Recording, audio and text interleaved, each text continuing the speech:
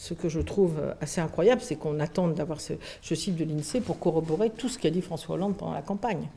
Le chômage, aujourd'hui, vous l'avez vu, augmente encore de 33 000. C'est énorme.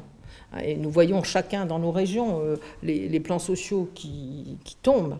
D'où l'importance d'avoir rapidement cette banque publique d'investissement, d'avoir ces filières industrielles qui nous permettent de rebondir. Je pense à la filière automobile sur laquelle Arnaud Montebourg est en train de travailler, et d'avoir la volonté de relancer la croissance. C'est essentiel. Et sur le pouvoir d'achat, contrairement à ce qu'annonçait le président sortant, oui, il y a une perte de pouvoir d'achat qui rend la vie de plus en plus difficile quand on sait combien ces dernières années, les loyers, l'énergie, le gaz, pour ne prendre que cela, l'alimentation, la hausse des prix a augmenté. D'où l'importance des premières mesures du gouvernement, l'augmentation du SMIC bien sûr, les négociations qui vont se lancer avec les partenaires sociaux sur les salaires, mais aussi l'encadrement des loyers et les tarifs prioritaires sur l'eau et le gaz que nous voulons mettre en place très rapidement.